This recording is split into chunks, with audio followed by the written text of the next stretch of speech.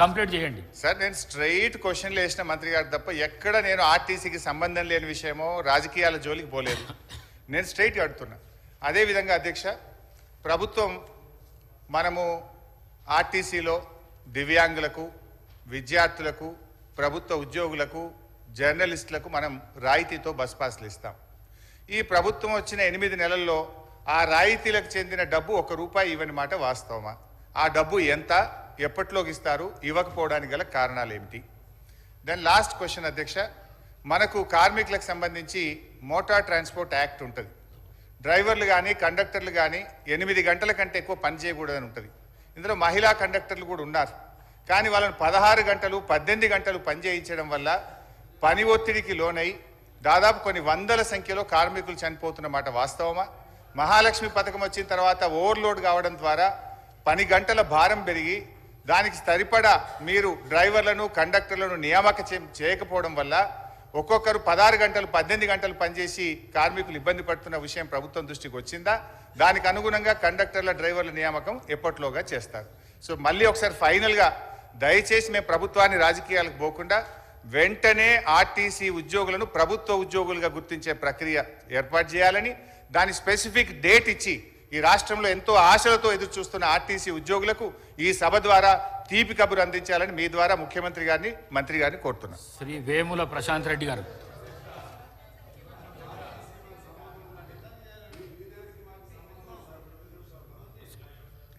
అధ్యక్ష, దయ్యాలు వేదాలు వల్లించినట్టుగా 10 సంవత్సరాలుగా ఆర్టీసీని చంపి ఆర్టీసీ ఉంటుందా పోతుందా తీసేస్తామనేటువంటి పరిస్థితులలో ఒక ఎగ్జిక్యూటివ్ డైరెక్టర్ రిటైర్ అయిన ఎండీగా పెట్టి ఆర్టీసీకి జవాబు చెప్తున్నా మీరు జవాబు చెప్తా ఉన్నా. ఇలా 10 సంవత్సరాలుగా ఎప్పుడైతే మనం కమిటీ కాలేమో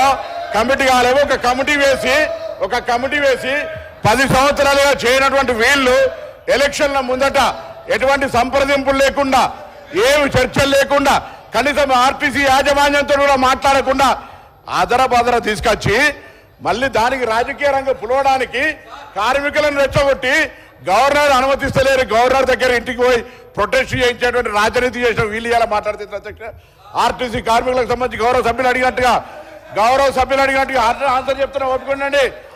అదేవిధంగా ఈరోజు తప్పకుండా సార్, అసలు వీళ్ళు కార్మిక సంస్థలు రద్దు చేసి ఇవాళ యూనియన్లకు సంబంధించినటువంటి వీళ్ళు మాట్లాడుతూ ఉన్నారు. ఇలా పునరుద్ధరణ గురించి వాళ్ళకి ఏమక్కుంది? ఎవరు రద్దు చేసినారు, ఎందుకు రద్దు చేసినారో ముందు మీరు ఆ కార్మికులకు క్షమాపణ చెప్పి ముందు అడగండి ఒక్కసారి.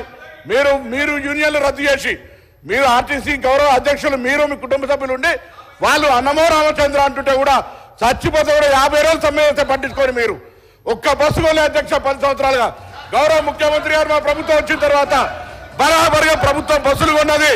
అంతేకాదు 2013 నుంచి పెండింగ్ లో ఉన్నటువంటి 280 కోట్ల బకాయిలను మేము బాండ్ రూపంలో ఉంటే ఇచ్చిన 80 కోట్లు పేమెంట్ అయింది.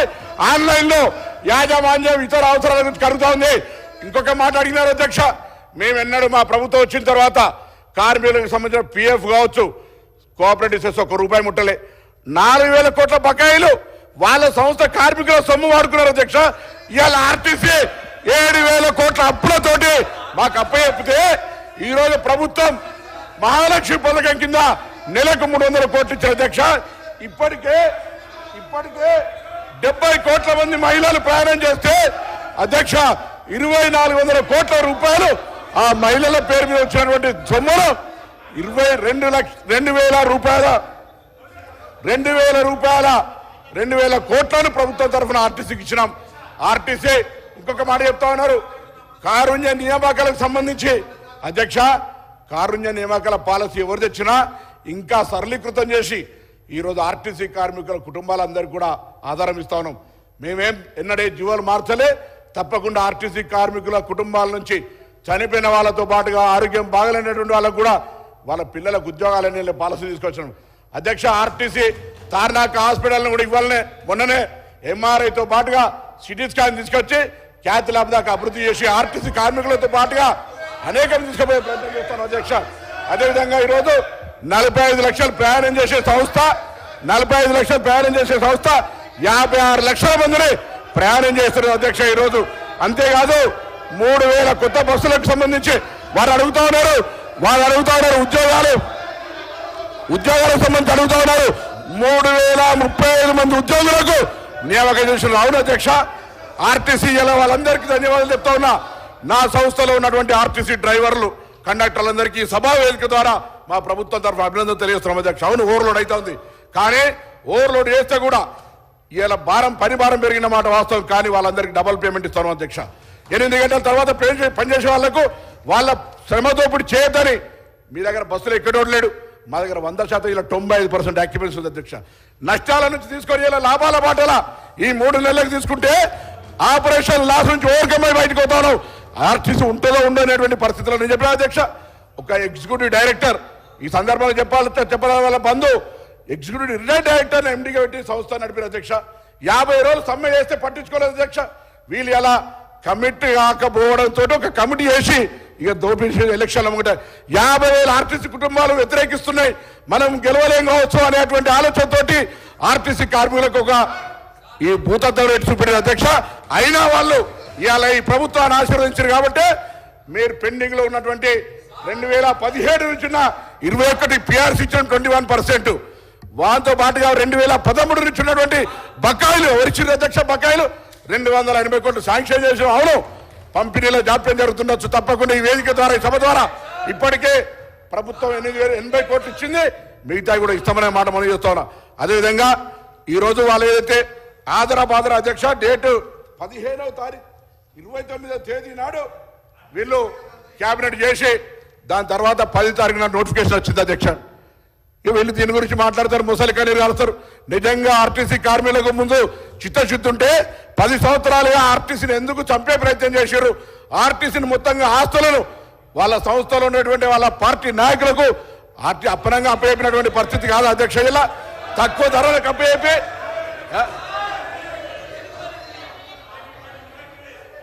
మీ శాసనసభ్యులకు ఆనాడు మీ ఇష్టం ఉన్నట్టుగా ఆర్టీసీ ఆస్తులు ఇచ్చుకున్నటువంటి పరిస్థితి కాదు అధ్యక్ష. ఈ రోజు ఇటువంటి పరిస్థితులలో గౌరవ సభ్యులు ఆనాడు ఆర్టీసీల సంక్షేమానికి కృషి చేస్తా అని పాపం ఆయన మాట ముఖ్యమంత్రి గారు వినకపోతే ఇటు ఆర్టీసీ కార్మికుల ఒత్తిడి అటు పెట్టి ఆఖరి సంఘాలనే బద్దు చేసినటువంటి వీళ్ళు మాట్లాడితే ఎట్లా అధ్యక్ష? అందుకే తప్పకుండా మా ప్రభుత్వానికి ఆర్టీసీ సంక్షేమం, ప్రజల రవాణా సౌకర్యం, ఆ విధంగా కార్మికుల సంక్షేమం మా బాధ్యత.